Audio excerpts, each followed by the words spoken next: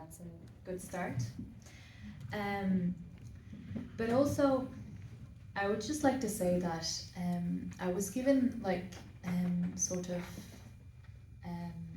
draft of this before it was published, and I remember reading it and just thinking, why hasn't anybody really published something like this before?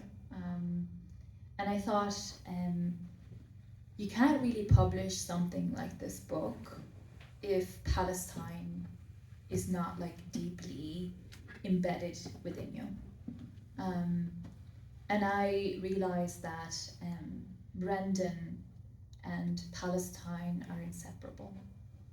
And I think that made me read the book differently, and that also made me feel like the book is more sort of powerful, but for us Palestinians, it felt like it was adding to our voice as opposed to every other reading that I was used to read, which would be taken away from our voice.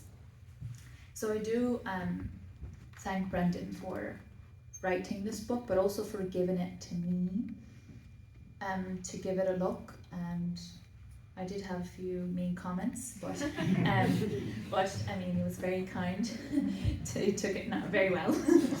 But he did actually. That's why I'm here today.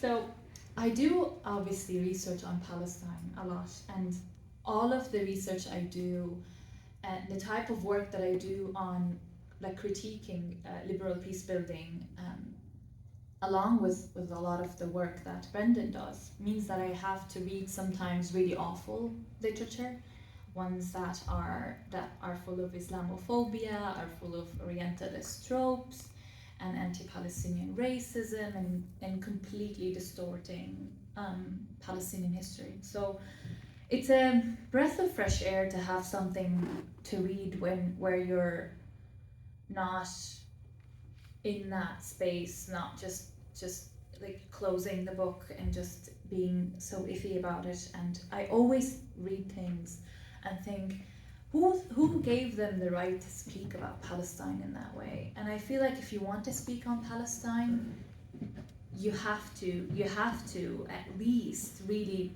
be somewhat worthy to speak on Palestine, because the type of suffering, the type of oppression, the type of violence that Palestinians have gone through, just to be able to speak in public spaces, just to be able to speak about Palestine, and for somebody to randomly speak on Palestine and not actually give it really the weight it deserves, is really humiliating and shameful. I have a favorite section in this book, and it's titled A Note on Terminology. And here Brendan, he takes a very important stand on something that I find extremely annoying in academia, is discarding the word conflict. A lot of people obviously, Palestinians, this is not a conversation because obviously we don't use conflict to describe the situation. But Brendan made sure that he used the obvious better description, which is Zionist settler colonial erasure. You'll see that throughout the book. And this is important, right? Because we have to suffer. If you're doing peer review in academia, the second reviewer will always be like, what do you mean by settler colonialism? It's a conflict, right? Why do you not use Israeli-Palestinian conflict? Why are you using Zionist, right? What is Zionist? And it's just an ideology. Who do you mean by? And they get super, worried and creeped out when you use that. And I'm pretty sure Brendan also had those comments, right? But he always insisted on using the right terminology.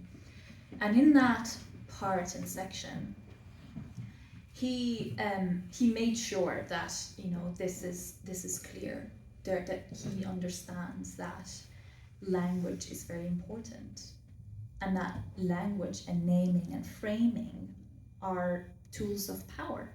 So it's very significant, this piece, and for me it sets the tone for the whole book for me, because once you read that, and to be honest, anybody can read that and think, okay, cool, but for me as a Palestinian, it makes me just feel kind of like relaxed. Okay, the next is going to be fine, because I know that the terminology is not going to be toned down. And one thing that I must say is that there was a line about political reflexivity in this book, and I have to admit that Brendan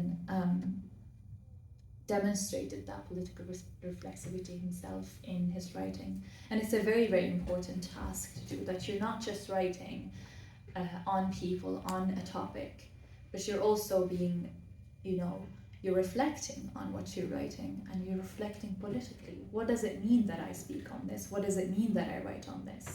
So I really appreciated that. And so the value of this book for me is actually not the terminology, or not even the reflexivity or the arguments. Really, it lies in the fact that it was so clearly set that transitional justice, long held as an instrument of inherent good, has been actually in reality a tool of sustaining and normalizing Zionist settler colonialism. So he's saying something very upfront to you. And you're always obviously hearing the question about, the one-state solution, two-state solution. And this question barely scratches the surface of the harm that Brendan manages to discuss in this book. So if you're thinking that this question is harmful and it's problematic to ask the Palestinians, Brendan shows you that there's much, much more. It's even worse than you think, right?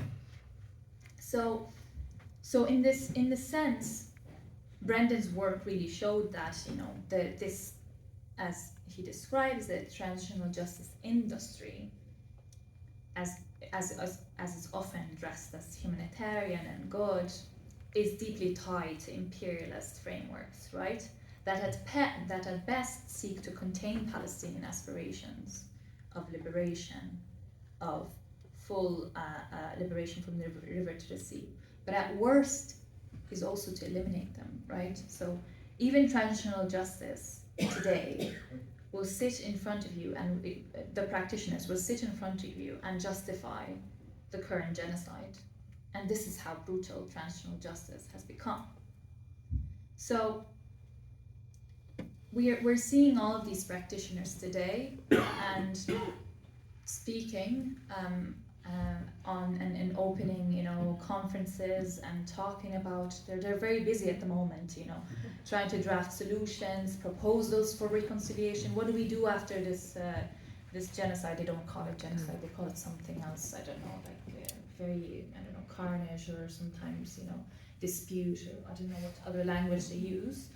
And they're writing grant applications for projects around that. They're very, very excited, because now they're like, okay, it seems like it was going to stop, so let's think about what to do.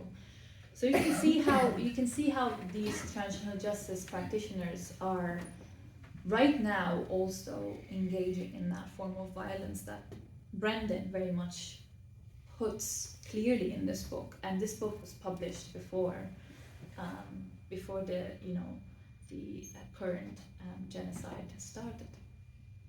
And so this book is actually just a guide to demonstrate to you how transitional justice can be actually very violent.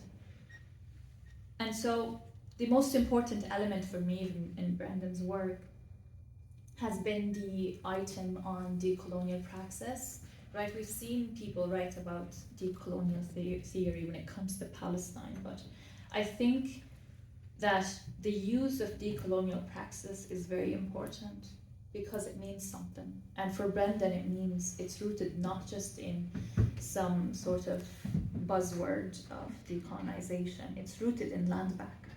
And that's very, very important, because right now there's a decolonization is everywhere. The liberals have managed to co-opt that, unfortunately. So now we have to go back again and explain it in the true sense of the word, which is, for Palestinians at least, maybe a shorter form of it is land back. So land is very important. I mean, Frantz Fanon talks about it continuously. And so this book as well has managed to do something very important, is to describe that the TJ, or traditional justice practitioners, they do this thing where they try to blur the lines between colonizer and colonized. But for me, this book really draws that demarcation in like bold red line, which is very, very important at this stage, because we're seeing the liberal scholarship and liberal peace building scholars try to again muddy that line. During the genocide, we're seeing that very clearly, that the discussion on colonialism or settler colonization is really is becoming very contentious. Even the Atlantic in the past 2 months, they published 3 articles on why they think, or some people think, that the settler colonial lens, or the colonialism lens applied to Palestine is problematic. So they're very worried about this analysis because it's coming to the surface, and we need to push that, and this book does that. So for me as a Palestinian, this book really does wonders for my health, because I can finally read a book on Palestine without my blood pressure rising. So without a massive sigh, or without feeling like I will have a heart attack. Knowing that Brendan's dedication to Palestine runs actually far beyond those pages, I encourage you to read this book and seek out his other writings as well. So Brendan, on behalf of myself and the Palestinian people, thank you for this book, for your unwavering solidarity, for reminding us that we have comrades and that we're not alone. Congratulations, Brendan. This is more than a book. It's a stand, a light, and a commitment for life. Thank you.